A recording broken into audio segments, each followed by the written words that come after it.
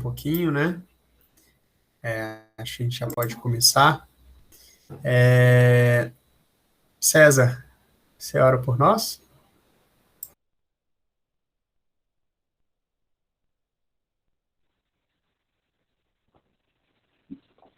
Nosso Deus e Pai, agradecemos por este momento, estarmos aqui.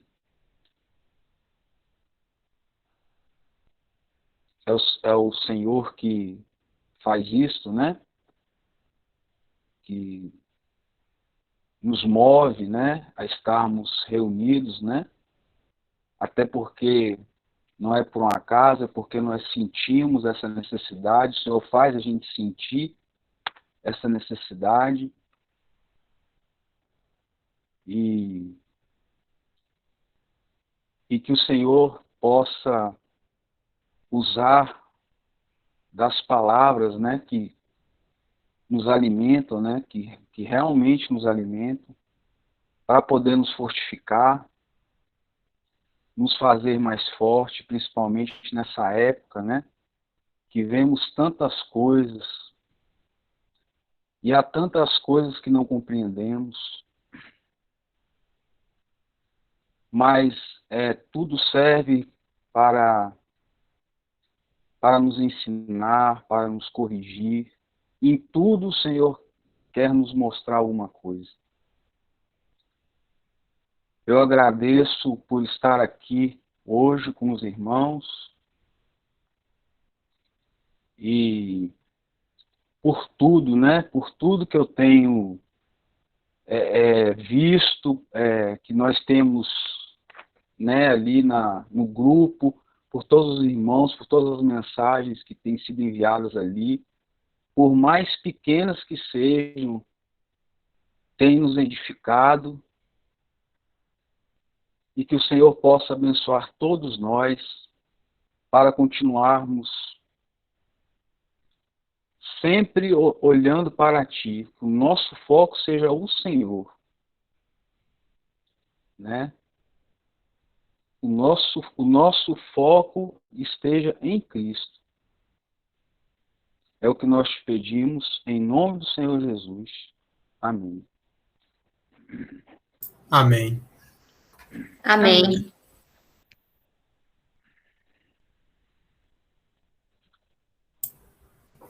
Amém, irmãos. Eu vou compartilhar a tela aqui com vocês. A gente vai ler.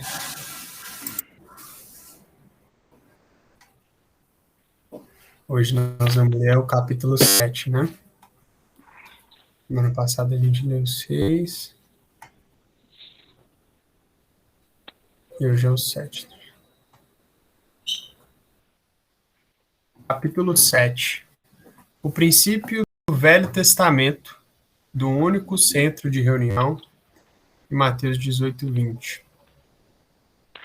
Para aqueles que erroneamente aplicam o princípio do Velho Testamento do único lugar, em completa e intencional ignorância daquilo que nos é exposto em João 4, 21 a 24, peço que olhem Jeremias 7, de 1 a 15.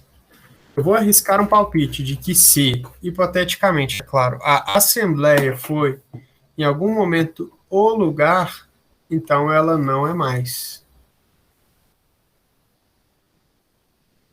O autor da pergunta faz objeção ao pensamento de que o Senhor tem um centro de reunião na Terra no cristianismo. Ele aceita que havia nos tempos do Velho Testamento, que havia nos tempos do Velho Testamento, mas acredita que João 4, de 21 a 24, prova que não há nenhum centro de reunião hoje no cristianismo. Ele diz que qualquer um que não vê isso está em completa e intencional ignorância. Mas será que João 4, 21 a 24 diz isso? Nesse capítulo, o Senhor declara que haveria a cessação de um centro geográfico terreno para a adoração. Centros terrenos, tais como neste monte, Gerizim, e Jerusalém, não seriam mais reconhecidos por Deus. Gerizim nunca foi. Porque uma nova ordem de coisas estava chegando. Mas o Senhor não disse que não haveria um centro de reunião no cristianismo. Se essa passagem diz que não existe um centro de reunião no cristianismo, então que o autor da pergunta nos forneça as palavras da Escritura que afirmam isso. Como essas palavras não podem ser encontradas, fica claro que é uma suposição ou fabricação da parte dele. É um grave erro exegético colocar deduções na Escritura. O Senhor mencionou 3 coisas significativas que marcariam a mudança da velha ordem de adoração no judaísmo para a nova ordem no cristianismo. Ele disse: mulher, crê-me que a hora vem em que nem neste monte, nem em Jerusalém adorareis o Pai. Vós adorais o que não sabeis. Nós adoramos o que sabemos, porque a salvação vem dos judeus. Mas a hora vem, e agora é, em que os verdadeiros adoradores adorarão o Pai em espírito e em verdade, porque o Pai procura a tais que assim o adorem. Deus é espírito, e importa que os que o adoram o adorem em espírito e em verdade. Primeiro, cessaria a existência de um centro geográfico, terreno, para a adoração, seja em Gerizim, neste monte, ou em Jerusalém. Hebreus 8, versículo 2, 9, versículo 11, 9, versículos 23 a 24, 10, versículos 19 a 22, indicam que os cristãos adoram em espírito no santuário celestial, na presença imediata de Deus, mas isso não é mencionado aqui. Segundo, houve uma nova revelação da pessoa adorada. No judaísmo, Deus era adorado como Jeová, mas agora no cristianismo, ele deve ser adorado como o Pai do Senhor Jesus Cristo. Terceiro, haveria um novo caráter de adoração. A adoração no judaísmo era terrena e tangível, realizada por um sistema de rituais e cerimônias. Mas a nova ordem de se aproximar de Deus no cristianismo seria puramente espiritual. Os crentes agora adoram o Pai em espírito e de acordo com uma nova revelação da verdade.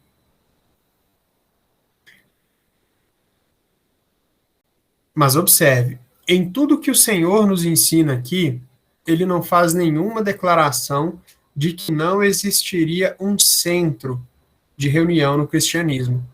Ele estava simplesmente mostrando que a nova maneira cristã de adoração não seria como a velha maneira judaica, que tinha o auxílio de meios mecânicos, música, incenso, comer sacrifícios, rituais, cerimônias, etc. Em contraste com essas coisas exteriores, o apóstolo Pedro afirma que a nossa adoração cristã seria caracterizada por sacrifícios espirituais, com auxílio da presença interior do Espírito Santo, em 1 Pedro 2,5, Filipenses 3,3. Como mencionado, o novo local de adoração no cristianismo é na presença imediata de Deus no santuário celestial. Hebreus 8, 2, 9, 23 e 10, 19. Os judeus adoravam em Jerusalém no santuário terreno, que era apenas uma figura daquele nos céus. Hebreus 9, 23.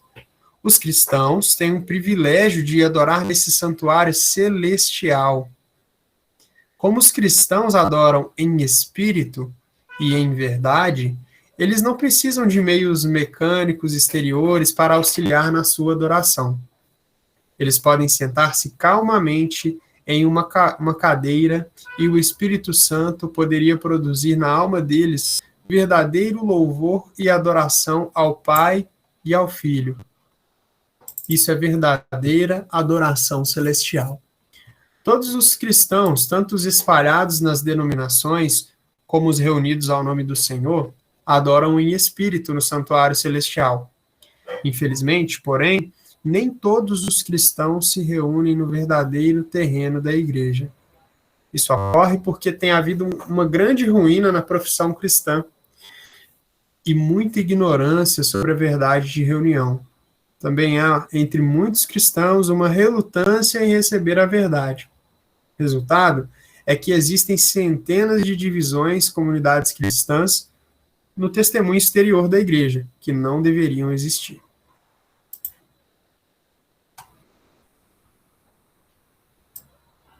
O único lugar de reunião no cristianismo.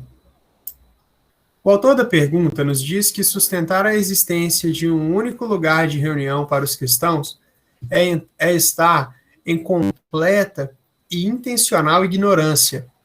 Contudo, o Sr. Darby e outros falam disso em seus escritos. Ele disse, abre aspas, ele, Cristo, é o único centro de reunião. Os homens podem criar confederações entre si, tendo como objetivo ou alvo muitas coisas, mas a comunhão dos santos não pode ser conhecida a menos que cada linha convirja para o centro vivo.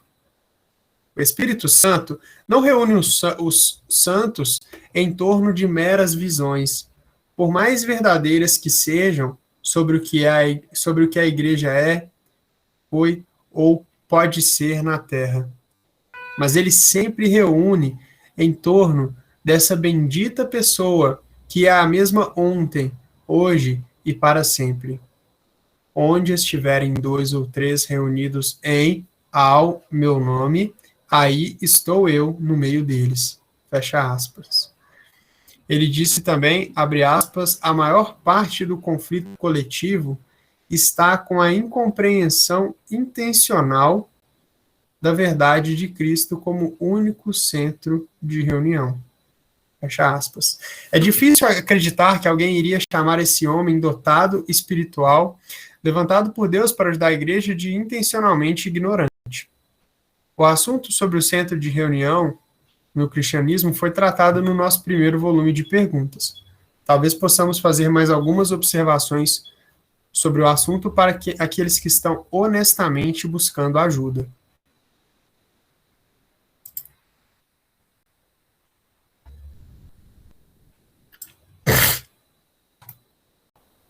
Onde?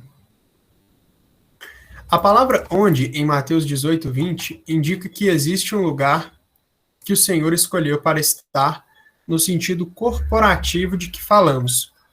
O versículo indica que é um lugar de escolha dele, onde ele colocou o seu nome e onde ele reúne cristãos.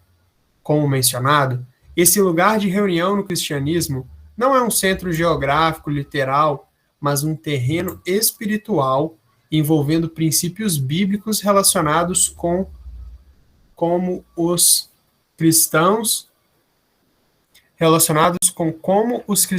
devem se reunir para adoração e ministério. Os que estão nesse terreno não estão reunidos para princípios, mas para uma pessoa no meio deles, o Senhor Jesus Cristo. Note, o versículo não diz onde quer que, como a tradução moderna inglesa de Phillips incorretamente traduz.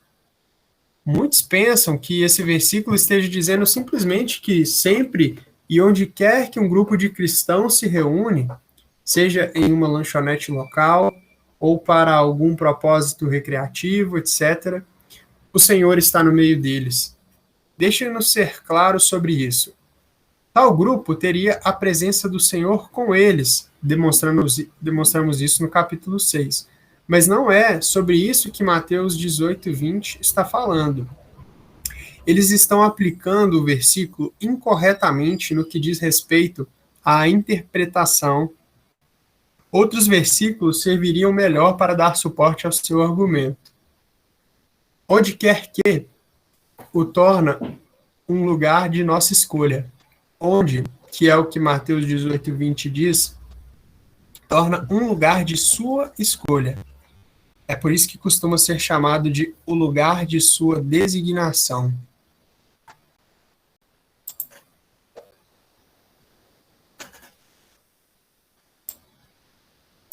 O único lugar onde foi instituído o partimento do pão. Lucas 22, versículo 7 a 11, indica que havia um lugar na terra onde o Senhor mandou seus discípulos se encontrarem com ele para comer a última ceia. E foi lá que ele instituiu a ceia do Senhor, que conhecemos no cristianismo. O ponto aqui é que ele escolheu o lugar onde eles se encontrariam para a ceia.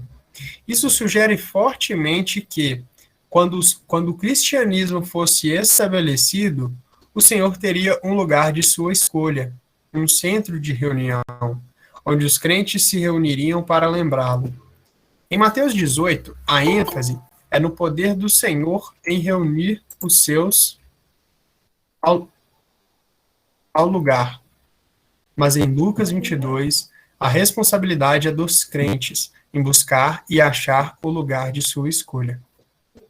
É significativo que, embora houvesse muitas casas em Jerusalém naquela noite em que a festa da Páscoa foi celebrada e a ceia do Senhor instituída, havia apenas um aposento, um lugar que tinha a presença do Senhor.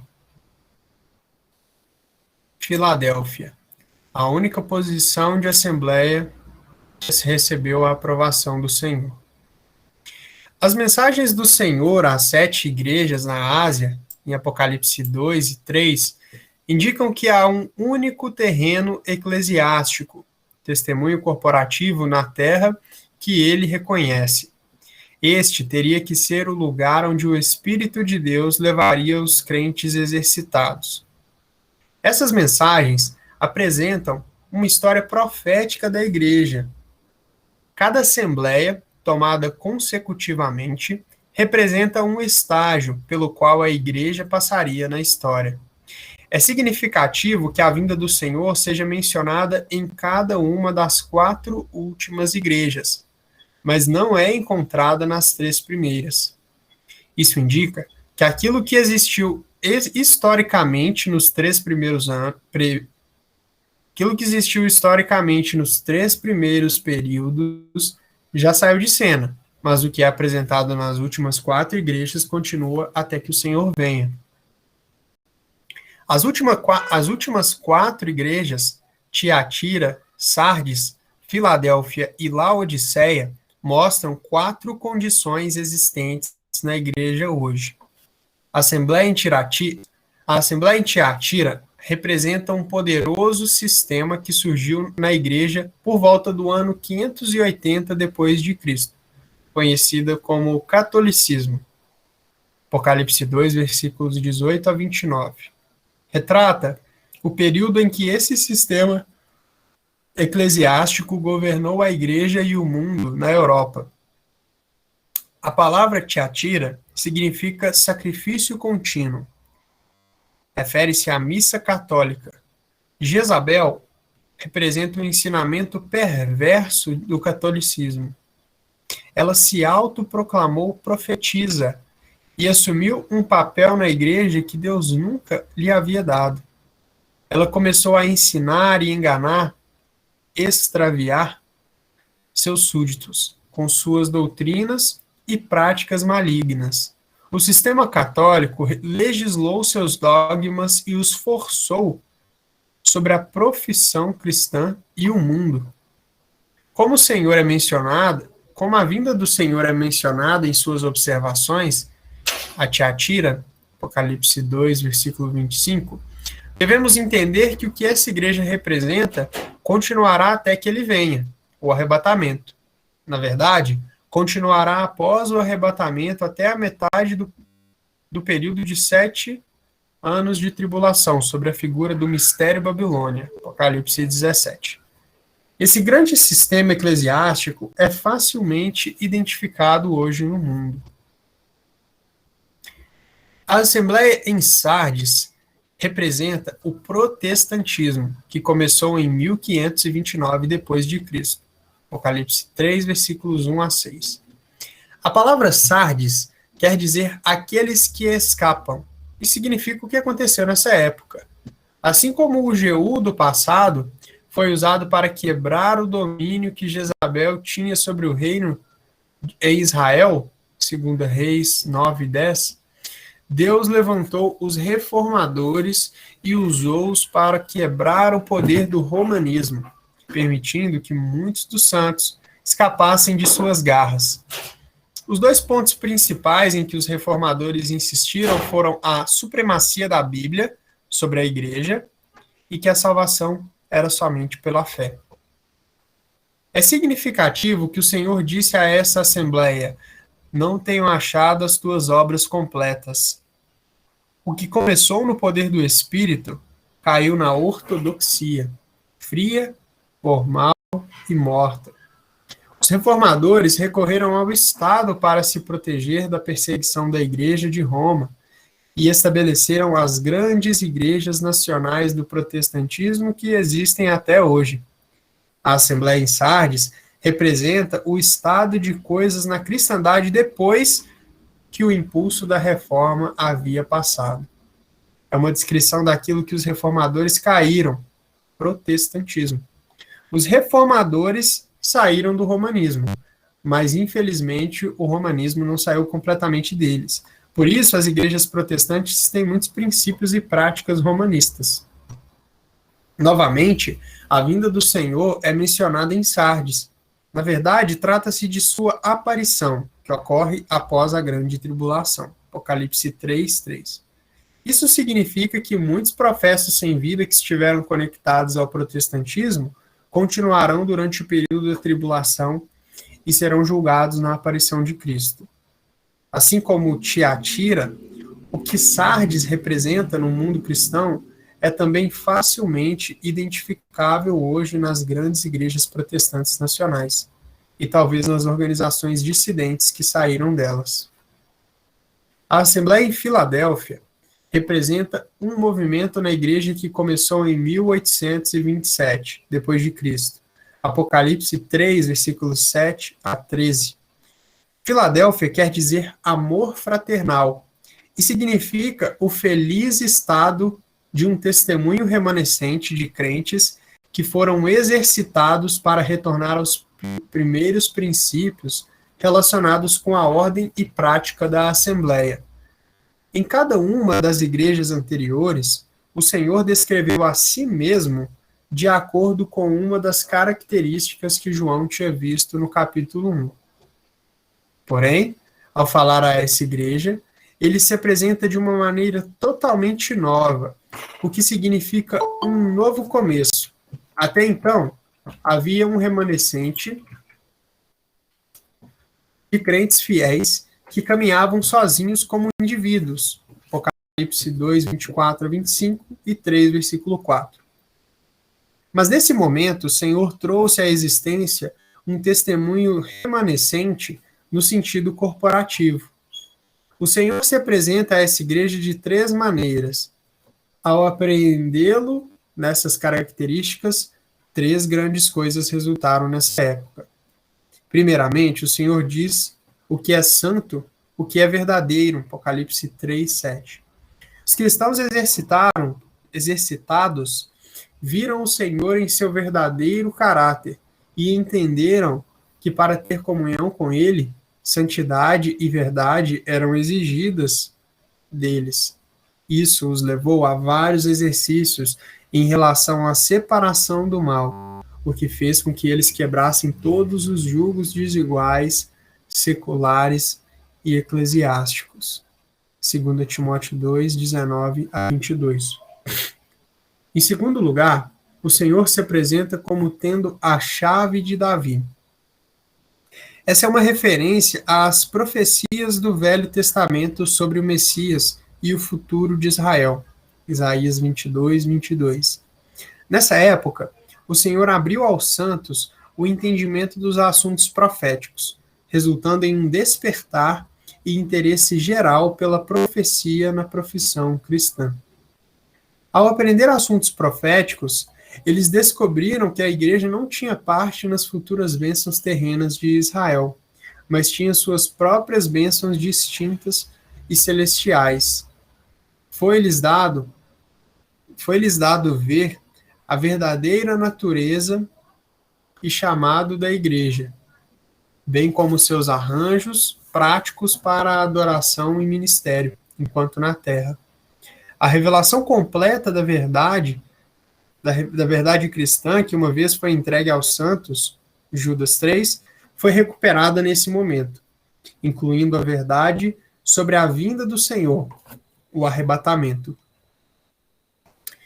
Em terceiro lugar, o Senhor se apresenta a essa igreja como que abre e ninguém fecha, e fecha e ninguém abre. Apocalipse 3, 7. Isso aponta para o fato de que o que aconteceu nessa época foi um movimento soberano de Deus, que nenhum homem ou diabo poderia parar. Apreender isso deu aos que estavam ligados a esse testemunho a coragem para se reunirem para a adoração e ministério de acordo com a simplicidade das Escrituras, e não havia homem que o pudesse impedir. Compare Atos 28, 31. É significativo que essa igreja seja marcada por pouca força, poder. Eles tinham o mesmo poder espiritual que a igreja primitiva, porém pouco. Daí esse reavivamento não ter sido um movimento em grande escala no mundo. Ele não teve um grande status mundial, como a igreja católica e as igrejas protestantes. Guardar a sua palavra também marcava essa igreja. Historicamente, aqueles ligados a esse movimento eram conhecidos por serem estudiosos das Escrituras. Atos 17, 11. Essa igreja também é marcada por não negar o seu nome. Eles abandonaram todos os nomes e títulos denominacionais e estavam felizes em se reunir simplesmente em seu nome apenas. Mateus 18, 20. A sétima e última assembleia em Laodiceia representa uma condição na igreja que surgiu a partir do que aconteceu em Filadélfia. Apocalipse 3, de 14 a 22. O que é descrito em Laodiceia corresponde ao testemunho da igreja em seus dias finais. Laodiceia quer dizer os direitos do povo. E representa as ideias democráticas modernas que influenciaram a igreja nesses últimos dias. As igrejas, escolhendo seus anciãos e nomeando seus pastores, é o que caracteriza as chamadas igrejas evangélicas na cristandade hoje. Laodiceia descreve um setor no testemunho cristão caracterizado pela grandeza autossuficiente que se imagina ser dotado de riquezas e poderes espirituais, mas que, na verdade, é desgraçado e miserável e pobre, cego e nu. Em vez de o Senhor avaliar o estado da Assembleia em Laodiceia, como ele faz com as igrejas anteriores, os laodicenses colocam-no para fora de sua porta e assumem o lugar dele, e avaliam a sua própria condição, como sendo certa e boa. Isso é realmente espantoso. Essa igreja é marcada por uma flagrante indiferença às reivindicações de Cristo, e está satisfeita em prosseguir sem ele. É difícil de acreditar que eles tiveram a audácia de excomungar a cabeça da igreja. Essa é a lamentável condição que marca a cristandade moderna nesses últimos dias. O estado daqueles em Laodiceia era morno, e tão detestável ao Senhor, que ele anunciou que estava a ponto de vomitar eles de sua boca e rejeitá-los. Isso irá ocorrer em sua vinda, o arrebatamento. As duas últimas igrejas descrevem duas posições eclesiásticas na cristandade, mas também descreve dois estados espirituais entre os cristãos. Isso significa que é possível estar conectado à posição eclesiástica em Filadélfia, mas estar em um estado de Laodiceia. O laodiceanismo está carregando a verdade recuperada nos tempos de Filadélfia, ou parte dela, nominalmente ou intelectualmente, sem que ela tenha um peso moral na vida da pessoa. Os verdadeiros filadelfienses não estão ocupados consigo mesmos, seu testemunho, mas estão ocupados com o Senhor. É significativo que Filadélfia seja a única igreja das últimas 4 em que não havia nada para julgar. Ao contrário das outras igrejas, não houve uma palavra sequer de condenação dada a ela. Eles não são chamados a arrepender-se, como no caso das outras igrejas, porque já estavam em um estado de arrependimento. Sentiram o estado quebrado e arruinado da igreja e confessaram sua participação no fracasso público dela. Compare Daniel 9. Como que Filadélfia representa, continua até o arrebatamento, podemos nos regozijar por existir uma posição ou entidade eclesiástica na cristandade hoje que tem a aprovação do Senhor. Mas note, não há duas ou três dessas posições de igreja que o Senhor aprova, apenas uma. Se ele escolheu colocar o seu nome em algum lugar na terra e está reunindo cristãos ali, como afirmado em Mateus 18:20, teria que ser Filadélfia. Não podemos pensar que o Espírito de Deus levaria pessoas a um lugar que não seja aquele que tem a aprovação do Senhor. Isso não quer dizer que os santos reunidos não tenham falhas. Não é o estado, mas o terreno em que estão reunidos, o que ele aprova. Não devemos confundir essas duas coisas. Nem queremos transmitir que nós somos Filadélfia. Tem sido dito frequentemente que no momento em que dizemos que somos Filadélfia, acabamos de anunciar que somos Laodiceia. Nosso ponto aqui é que existe algo que corresponde a Filadélfia hoje no testemunho cristão. Fica para o exercício de cada cristão estar identificado com esse algo. Ortodoxo é da palavra grega orto, que significa reto, e doxa, que significa fé. É o que está em conformidade com a doutrina tida como verdadeiro.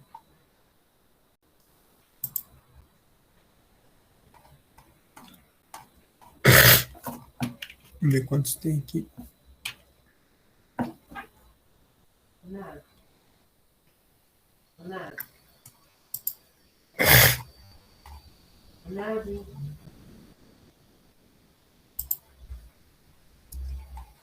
Acho que a gente podia continuar na próxima, né? O que vocês acham? Beleza. Até aqui, ó. Paramos aqui em Filadélfia. Temos esses 4. Aí depois mais esses 4.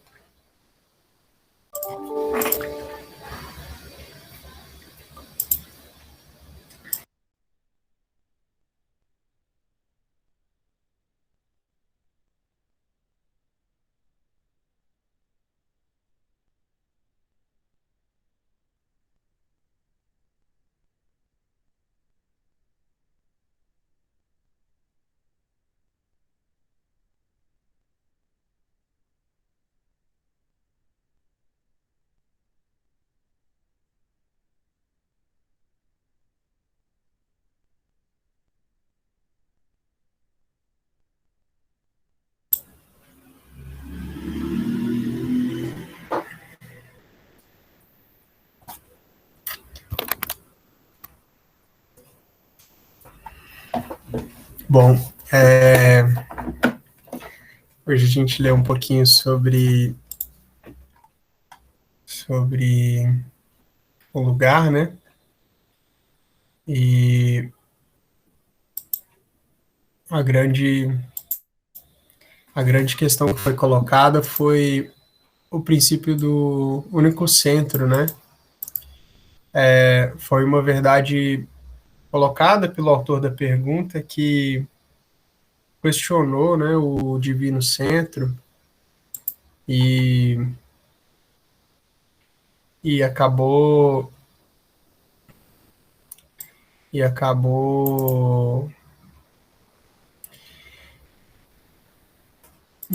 trazendo uma afirmação como se qualquer lugar, né, qualquer lugar onde cada cristão adorasse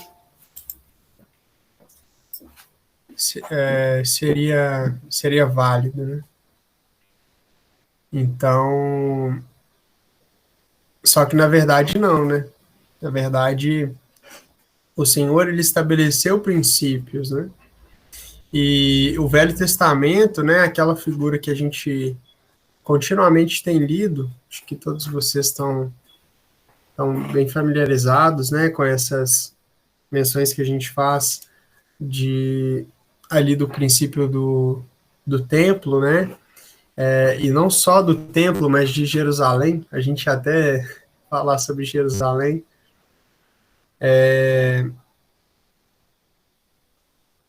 Essa figura que a gente vê daquele lugar, né? É legal que lá em Deuteronômio fala sobre o lugar que eu escolher, né? Jeová falando com o seu povo, dando ali as leis, reforçando ali as leis lá em Deuteronômio. E aí ele fala, o lugar que eu escolher. O lugar que eu escolher. Aí ele diz, ali vocês vão levar os seus holocaustos, suas ofertas, ali vocês vão celebrar a Páscoa, né? Então, havia ali um lugar especial, específico, designado por Deus para a adoração do seu povo. E aí, quando nós vamos lá para o livro de Reis, de Primeira Reis, onde esse lugar foi definitivamente escolhido, assentado, definido, com o templo construído, né?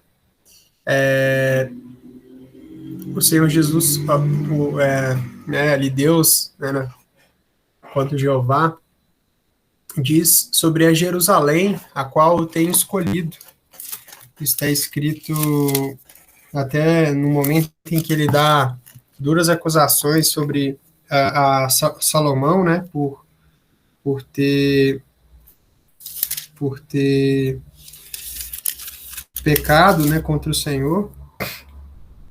E ele diz lá em 1 Reis 11, versículo 13, porém, todo reino não rasgarei, uma tribo darei a teu filho, por amor de meu servo Davi, e por amor a Jerusalém, que tenho escolhido.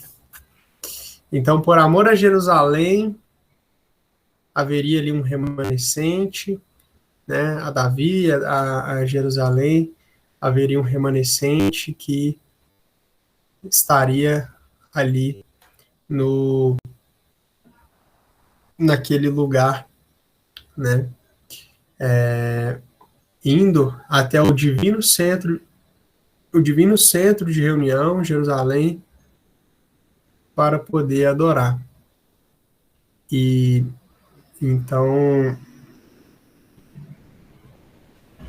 aqui a gente vê, né, que de fato, né, as últimas 3 palavrinhas desse versículo, Jerusalém, né, 4 palavrinhas, Jerusalém, que tenho escolhido. Então fica claro que lá, quando ele estava falando sobre isso lá em Deuteronômio, ele estava falando de uma cidade, e essa cidade é Jerusalém, que foi escolhida, encontrada, né? É muito maravilhoso isso. E no Novo Testamento, né, o Senhor Jesus, quando estava conversando com aquela mulher samaritana, né, ela perguntando sobre a adoração, e acho que ela perguntou, né, lá em João capítulo 4,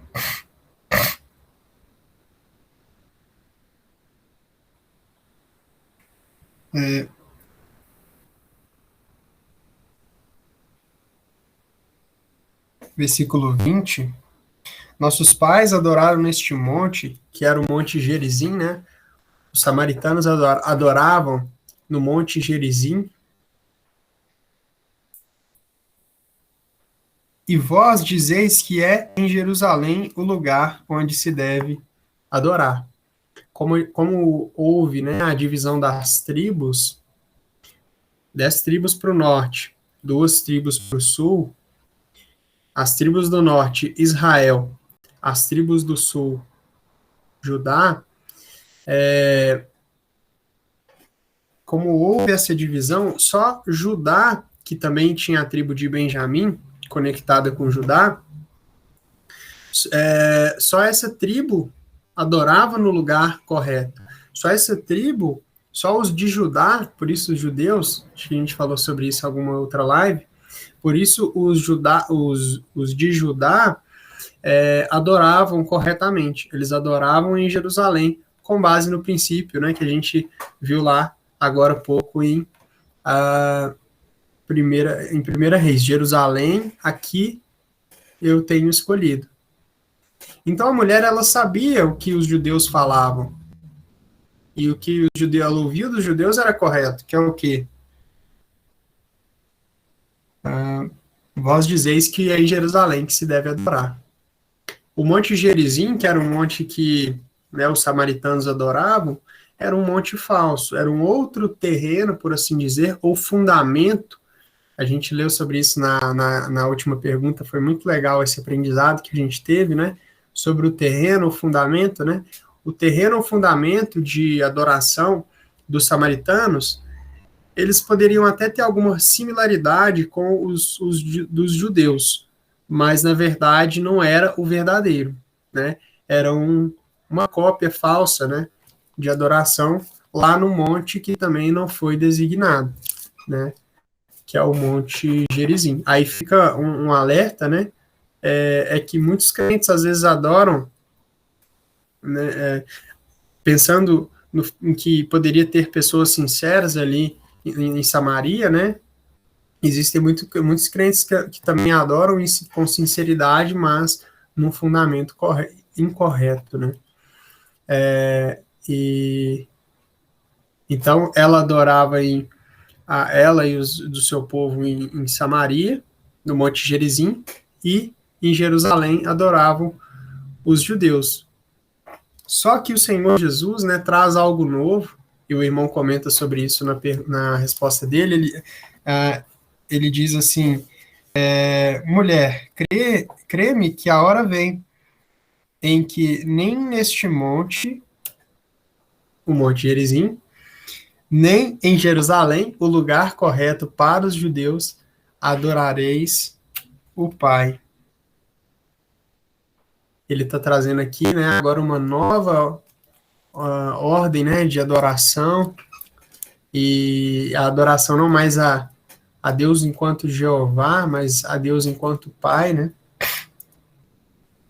Vós adorais o que não sabeis, nós adoramos o que sabemos, porque a salvação vem dos judeus. Lembrando, né, os judeus, que eram da tribo de Judá, o remanescente de Judá, que era o que realmente havia sobrado do povo de Israel que estava fiel a Deus. Por isso falou que a salvação vem dos judeus.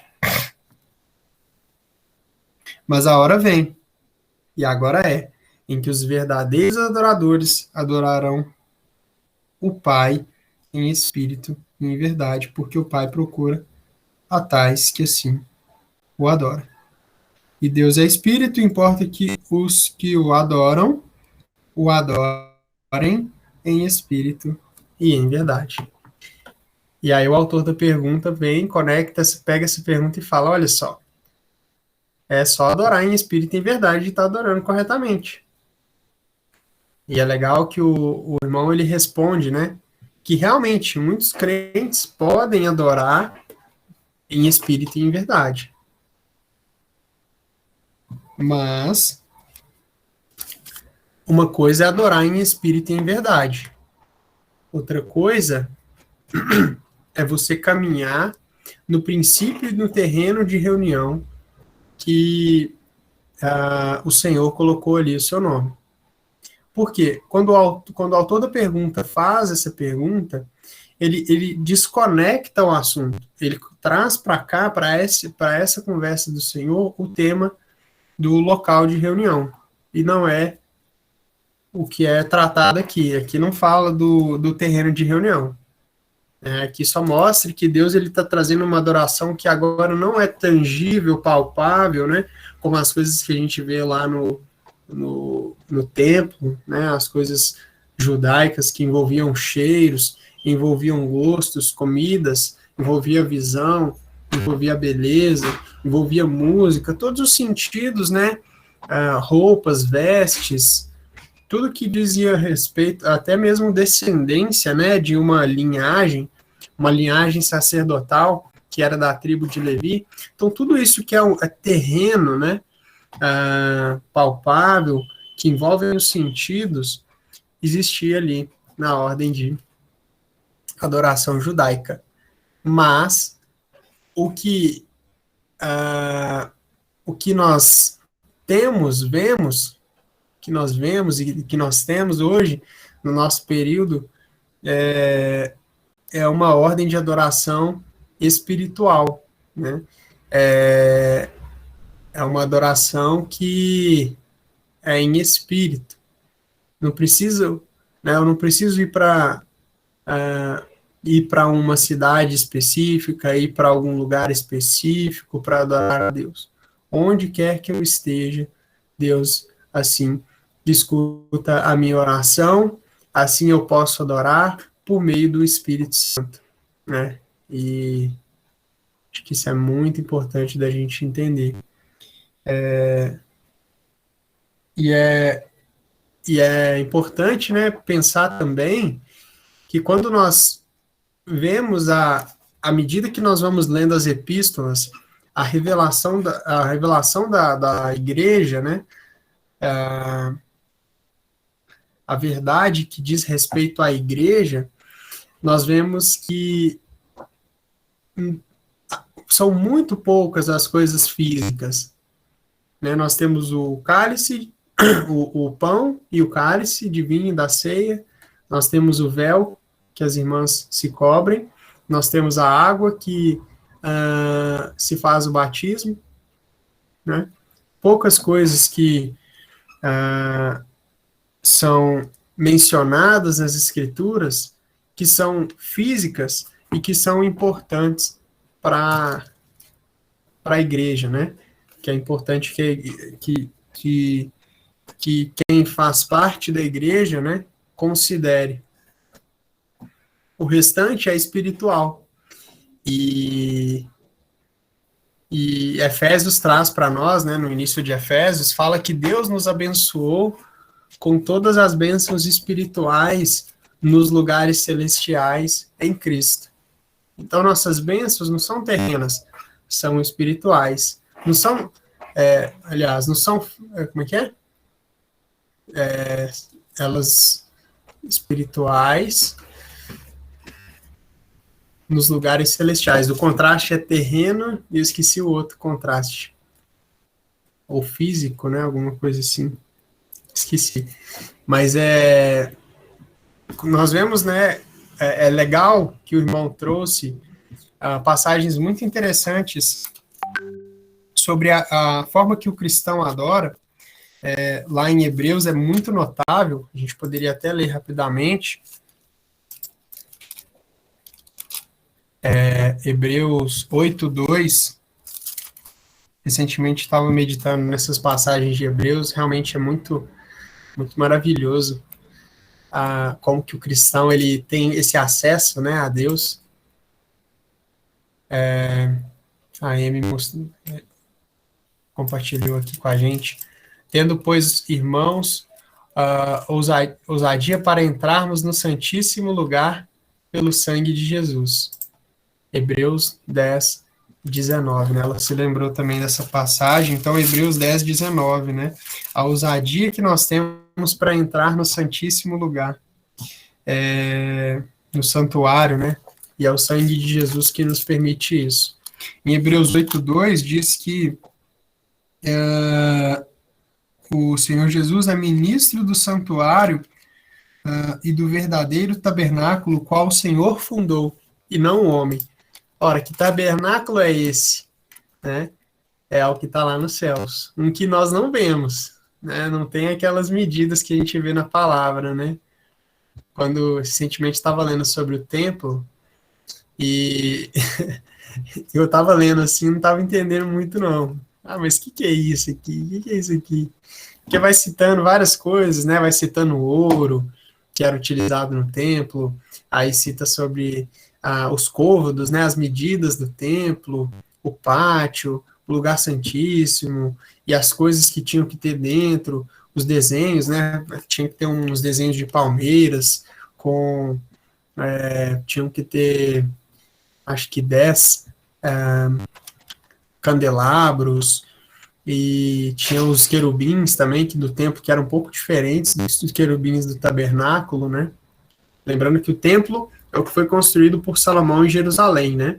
O tabernáculo era aquele que foi construído quando eles estavam no deserto, né? E foi revelado as medidas do tabernáculo para Moisés.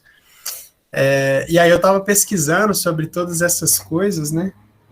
E aí eu não entendi muito bem como que é isso. Aí eu fui no YouTube, né? Muita gente já fez maquete, desenho, vídeo sobre isso.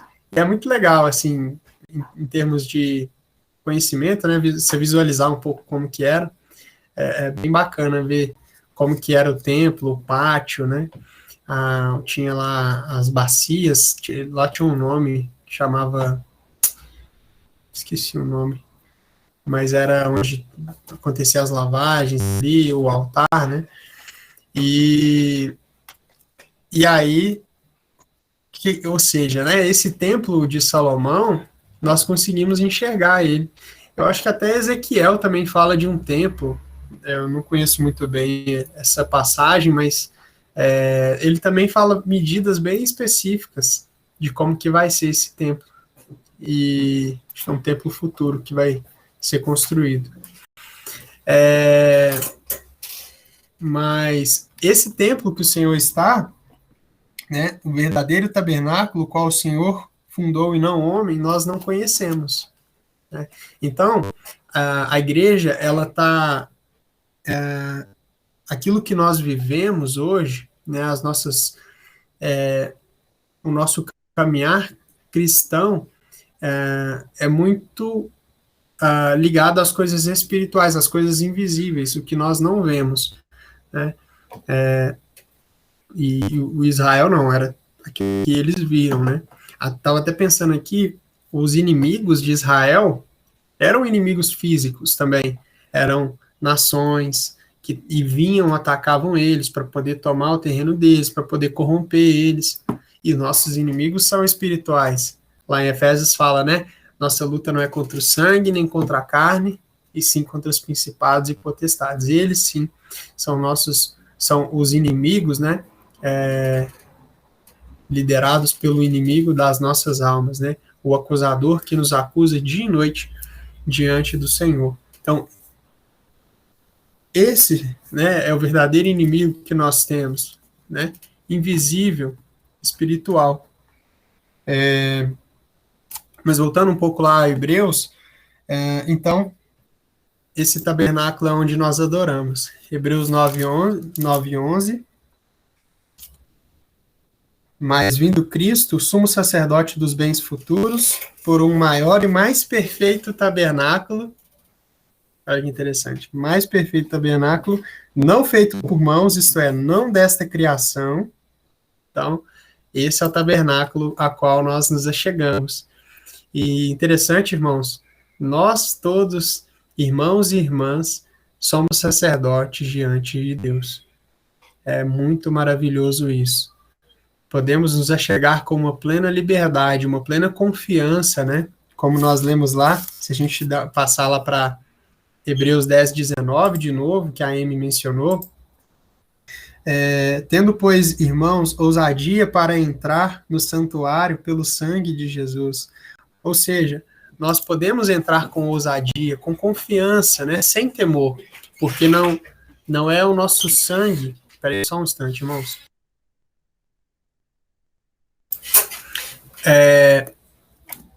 Podemos entrar no templo diante da presença de Deus com muita confiança. Né? E é muito solene, irmãos, quando nós levantamos nossas vozes, né, em oração para conversar com Deus, né? Nós estamos ali entrando na presença de Deus nesse santo lugar. E às vezes a gente não se dá conta do quão solene é esse momento, cada momento que a gente tem de oração, e né, quão grande deve ser o nosso temor, né? Mas ao mesmo tempo a gente não se dá conta também do privilégio que nós temos. Olha, esse privilégio que antes só tinha quem era o sumo sacerdote, né, agora todos nós podemos nos achegar, né, num sangue muito mais perfeito, porque o sumo sacerdote chegava com sangue. Ele não podia chegar sem sangue porque o sangue fazia remissão dos pecados. E da mesma forma nós também, né? A gente não chega sem sangue, mas o sangue é o sangue perfeito do Senhor Jesus. Nós também não levamos esse sangue fisicamente, né? É um sangue que pela fé nós cremos que nos dá o acesso, né, a nos achegarmos nesse santo lugar. E aí nós podemos chegar no santuário pelo sangue de Jesus, pelo novo e vivo caminho que ele nos consagrou, pelo véu, isto é, pela sua carne, e tendo um grande sacerdote sobre a casa de Deus, cheguemos-nos com verdadeiro coração e inteira certeza de fé, com os corações limpos, tendo os corações purificados da má consciência e o corpo lavado com água limpa, retenhamos firme a confissão da esperança, porque fiel é o que prometeu. Maravilhoso também, né, irmãos? E por fim, Hebreus 9, voltando um pouquinho, Hebreus 9, 23. De sorte que era bem necessário que as figuras das coisas que estão no céu assim se purificassem, mas as próprias coisas celestiais com sacrifícios melhores do que estes. Porque Cristo não entrou num santuário feito por mãos, figura do verdadeiro, porém no mesmo céu, para agora comparecer por nós perante a face de Deus. Então, é maravilhoso, né, irmãos? Esse é o lugar onde nós nos achegamos quando pensamos no nosso acesso a Deus no sentido espiritual, né? Mas isso é uma coisa, né? Isso é um fato que existe para todos os cristãos. E é um fato que é sustentado pelo próprio Senhor, né? Não é do nosso alcance manter esse templo em ordem ou manter ele funcionando corretamente, como era, por exemplo, lá no Velho Testamento, o templo chegou a ser destruído. Então, porque ali eles tinham a responsabilidade de zelar pelo templo físico, né? Mas esse templo que hoje existe lá em Glória, né, é sustentado pelo próprio Senhor. E as coisas que são sustentadas pelo Senhor são imutáveis, são fixas, perfeitas. Como a nossa salvação, como a nossa posição em Cristo, né? E esse acesso que nós temos como sacerdotes, nós nunca vamos deixar de ter. Então, não tem como hoje a gente ser sacerdote e aí amanhã a gente deixar de ser, nossa, não sou mais. Não, todos os dias nós somos, né? E quem mantém isso é o próprio Senhor. Por isso que todo crente, estou falando isso porque todo crente, independente de onde ele se reúne, uma vez que ele creu no Senhor Jesus como seu Senhor, como seu Salvador, ele tem essa liberdade diante de Deus. Mas, agora voltando, né, ao que diz respeito à responsabilidade do homem, quando nós pensamos no terreno de reunião, no lugar de adoração cristã, aí a gente já tem uma diferença, porque a responsabilidade do homem, né, o homem, na sua responsabilidade, ele pode falhar, e ele falhou. E nós vemos isso pelos diversos testemunhos da igreja. O irmão comentou, foi muito legal, ele comentou sobre cada testemunho, né? E os 4 últimos são os que existem hoje, até a vinda do Senhor, que são Tiatira, Sardes, Filadélfia e Laodiceia, né?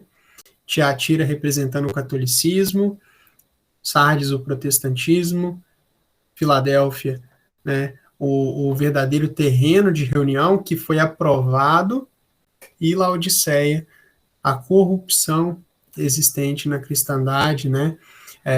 Já dias de declínio, onde né, se autoproclama, né? Os crentes se autoproclamam, né? Ou esse testemunho, essa igreja se autoproclama rica, né? E abastada, né? Então, pensando um pouco sobre o lugar, nós estamos falando agora da responsabilidade, né? A gente vê o Senhor trazendo isso já, trazendo princípios, né? Disso, quando ele instituiu a sua ceia aqui. A gente aprendeu, acho que quando a gente estava começando, lá no ano passado, acho que já vai fazer até um ano. Olha, não, aqui é 18/6, ó. Amanhã faz um ano que a gente está reunindo aqui nas lives. A gente começou 18/6. Depois vocês olhem aí embaixo aí na descrição aí, né? Bacana.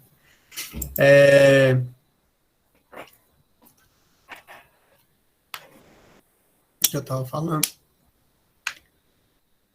Tá. Quando a gente começou a ler o livro No Só Corpo na Prática, uma das primeiras coisas que o irmão comentou foi assim,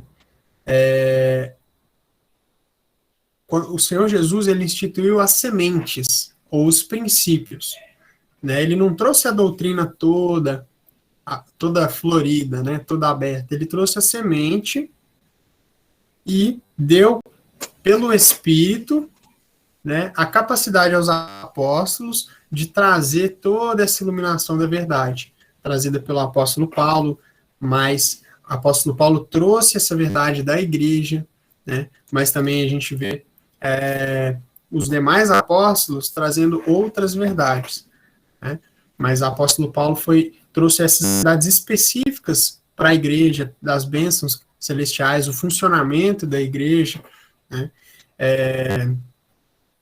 e o Senhor Jesus trouxe as sementes. E a semente que ele trouxe nessa passagem de Lucas 22, depois os irmãos leiam lá, que é muito legal essa passagem, é de muito ensino. Eu vou só resumir ela aqui. O Senhor, ele orientou os discípulos a irem até um lugar para preparar a ceia, né? Eles perguntaram, onde queres que preparemos? E ele orientou tudo. Ali mostra, né, com um homem com um cântaro de água, levando e guiando eles até a casa, que que o Espírito Santo guia os crentes ao lugar onde o Senhor está. Inclusive era um cenáculo, era um lugar no segundo andar. Isso mostra que o crente, ele pertence às coisas celestiais que não tocam nessa terra, né? E ali o Senhor Jesus preparou. E ele disse, desejei muito comer essa ceia convosco, né? Então, naquele momento, era só o Senhor Jesus, só os discípulos que tinham o privilégio de comer a Páscoa, a ceia, com o Senhor Jesus. As outras Páscoas todas não tinham o Senhor Jesus. Aquela Páscoa ali, naquele lugar tinha. Isso mostra, né, que muitos crentes se reúnem, né, muitos crentes adoram, mas não tem o Senhor Jesus no centro, ali, como ele promete em Mateus 18:20. Naquele caráter administrativo do qual o Senhor, pelo seu Espírito, reuniu os seus ao seu nome ali. Então, isso é um fato, irmãos. O autor da pergunta acha que em qualquer lugar onde os crentes estiverem, eles podem adorar, enfim, mas é perder de vista todas essas verdades que a gente tem aprendido, né? E aí, quando a gente parte, então, a gente começa na semente, agora vamos partir já para o que nós lemos lá sobre Apocalipse. O que os homens fizeram com isso, né? O que os homens fizeram com a única igreja formada pelo Senhor, né? A única igreja que o Senhor estabeleceu, porque ele disse, estabelecerei, eu não lembro a passagem, acho que é Mateus 16, mas o Senhor Jesus fala a minha igreja, edificarei, lembrei, edificarei a minha igreja. Não fala edificarei as minhas igrejas, ou as igrejas, ou serão edificadas igrejas. Não, a igreja, quem edifica é o Senhor, né? E há uma só igreja, né? Há uma só. E, mas infelizmente tudo isso foi corrompido, né, pelos crentes. E aí nós vamos para Apocalipse 3, Apocalipse 2 e 3, quando vemos o testemunho e vemos o que, que aconteceu, né? E aí é legal que o irmão traz várias características de Tiatira, que é o catolicismo, Sardes, que é o protestantismo, Filadélfia já nos mostra ali o terreno de reunião, que legal demais também o que ele trouxe sobre o fato do Senhor Jesus ser aquele que tem a chave de Davi, aquele que abre e ninguém fecha, fecha e ninguém abre, né? Aqui o Senhor Jesus trazendo a aprovação, né, sobre Filadélfia, e que apesar da pouca força, né, guarda a palavra e não nega o nome do Senhor Jesus. Isso é maravilhoso. E certamente é em Filadélfia, né, que o Senhor tem o seu lugar de aprovação.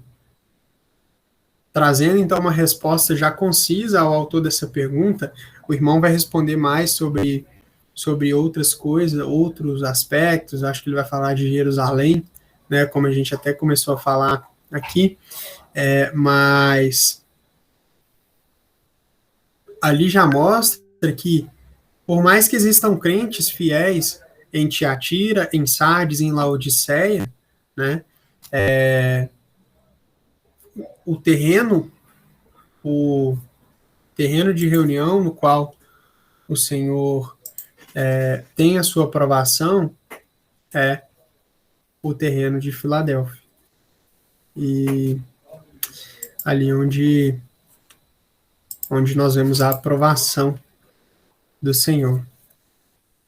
Então, há sim um único lugar de reunião no cristianismo, né? Apesar de todo crente ter o seu acesso a, né, ao Senhor Jesus, acesso ao Pai e ao Filho, que é o Senhor Jesus, espiritualmente falando, de forma invisível, até intangível, né?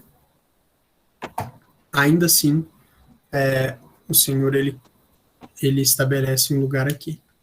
E aí os homens, na sua responsabilidade, precisam perguntar ao Senhor a pergunta que os discípulos fizeram lá em Mateus, em Lucas 22. Onde queres? Né? Porque aí é cada crente que precisa perguntar e precisa, pelo direcionamento que o Senhor Jesus dá, ir até o lugar onde ele designa. Né? E, então, muito importante tudo isso e maravilhosa essa leitura. Irmãos, falei demais aqui,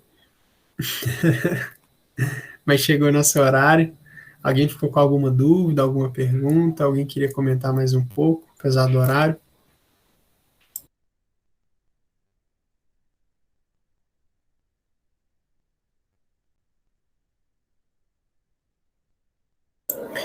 Só a Amy comentou ali, né? Mateus 18, 16, 18, né? Quando ele fala que tu és Pedro, e sobre esta pedra, lembrando que a pedra não é Pedro, a pedra é Cristo, né? Sobre esta pedra, Cristo falando, edificarei a minha igreja, e as portas do inferno não prevalecerão contra ela. Então, sobre ele, Cristo, a igreja é edificada.